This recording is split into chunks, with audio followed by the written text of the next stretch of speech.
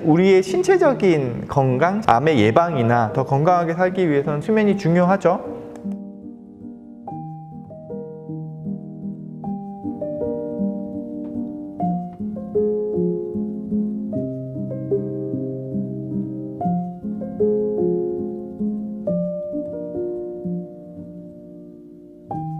고잉온 토크에 오신 여러분들 반갑습니다.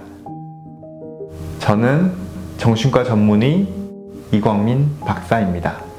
고잉온 토크에서 네 번째로 다룰 주제는 수면입니다.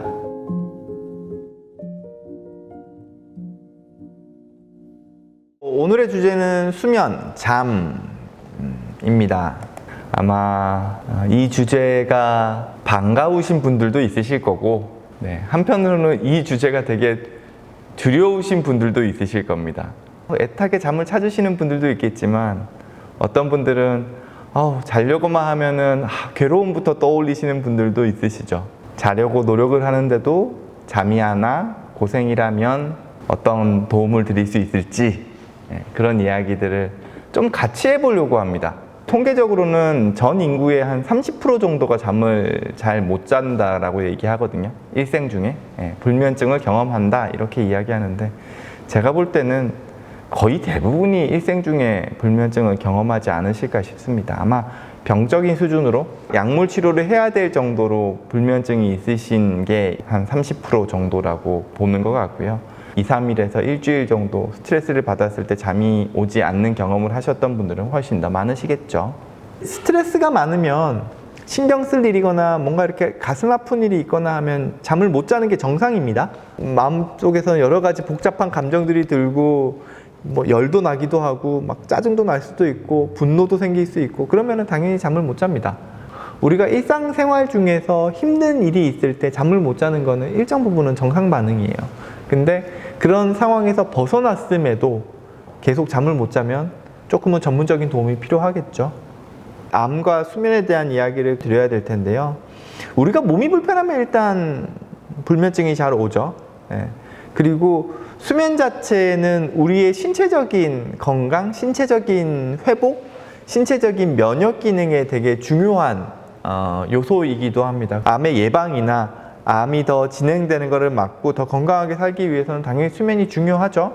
실제 유방암 환자에서 항암 치료로 인한 부작용 중에 대표적인 게 이제 오심과 구토죠. 수면의 질이 나쁜 분일수록 그런 부작용을 훨씬 더 크게 느낀다 그래요.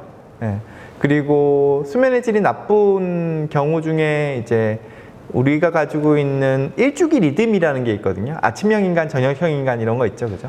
저녁형 인간인 경우에 아무래도 수면에 대한 질이 낮을 가능성이 훨씬 더 높기 때문에 그런 경우에 항암 치료 이후에 이제 여러 가지 부작용들을 더 흔히 느낀다는 게 있었고요. 본인이 자고 싶은 시간에 반복적으로 못 주무시는 분들, 우리 일주기 리듬에 맞지 않은 생활을 하는 분들이 계시거든요. 무슨 얘기냐면 저녁형 인간인데 회사 일 때문에 혹은 사회적인 상황 때문에 아침에 일찍 일어나야 되시는 분들은 나의 일주기 리듬에 맞지 않는 수면 패턴을 가지고 계신 거죠.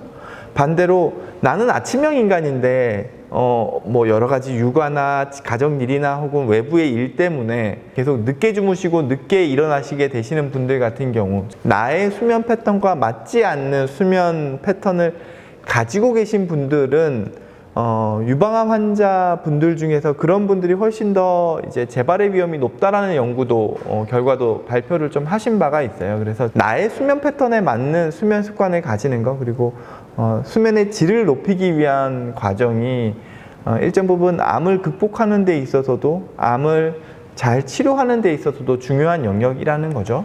내가 잠을 잘 못 자는 이유들을 조금 쭉 찾아봤으면 좋겠어요. 그리고 결국에는 이 불면의 원인들, 잠을 못 자는 이유들을 해소하는 게 불면증을 치료하는 방법일 거거든요. 불면의 원인 중에 가장 대표적인 건 습관입니다. 우리 몸 안에서 멜라토닌이라는 물질의 분비에 따라서 수면 습관이 잡혀요. 그리고 그 수면 패턴이 일정하게 유지되는 것들이 정말 중요하거든요. 내가 항상 일정한 시간에 자려고 노력을 하고 일어나는 시간이라도 항상 일정하게 맞추려고 노력을 하다 보면 그 시간에 맞춰져서 우리의 수면 패턴이라는 건 하나의 습관을 형성하게 되거든요. 그걸 만들어주는 게 되게 중요하고요. 자는 시간과 깨는 시간이 계속 불규칙적으로 바뀌신다면 이 습관이 깨어지면 불면증은 어쩔 수 없이 올 수밖에 없어요. 그래서 불면증을 치료하는 데 있어서의 가장 첫 번째 원칙은 그래도 내가 일정한 시간에 자려고 노력하고 일정한 시간에 깨려고 노력하는 겁니다. 이건 적어도 내가 통제할 수 있는 영역이거든요. 두 번째 원인은 교감신경과 관련된 이야기를 드리고 싶어요. 우리 몸 안에 신경계에는 자율신경계라는 게 있습니다. 그 자율신경계 안에는 두 가지 요소가 있어요. 교감신경과 부교감신경이죠. 교감신경은 소위 말해서 우리 신경계에서의 전투 모드예요. 위급한 상황에서 내가 그 상황에 대처를 하기 위해 우리 몸이 가지고 있는 준비태세거든요. 그렇기 때문에 교감신경이 항진되면 몸에 열이 오르고 심장 박동도 뛰고 호흡도 가빠지고 그리고 대표적인 게 소화기관은 셧다운을 시켜요. 위급한 상황에 대처를 하기 위한 부분들만 다 항진이 되고요. 그 외의 부분들은 눌러요. 반면에 부교감신경은 정반대입니다.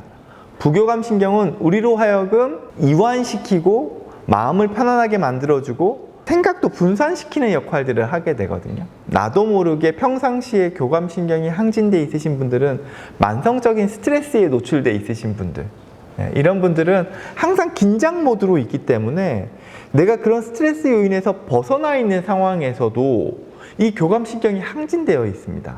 교감신경이 항진되어 있으면 우리 몸은 긴장 상태가 유지돼요. 그리고 심박동도 좀 빨라지고요. 이 교감신경 항진 증상이 자려고 하는 시간, 즉 밤에도 계속 유지가 되신다면 당연히 잠에 방해가 되겠죠. 우리가 자려고 할 때는 교감신경의 반대인 부교감신경이 활성화돼야지 잠을 잘 잘 수가 있거든요.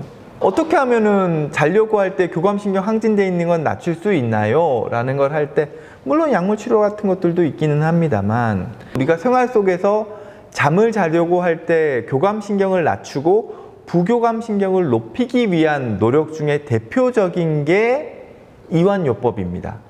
우리의 몸의 긴장 상태를 풀려고 하는 노력. 요가에서 여러 호흡요법이나 자세들이 우리의 근육의 긴장을 풀기 위한 이완요법에 들어가요.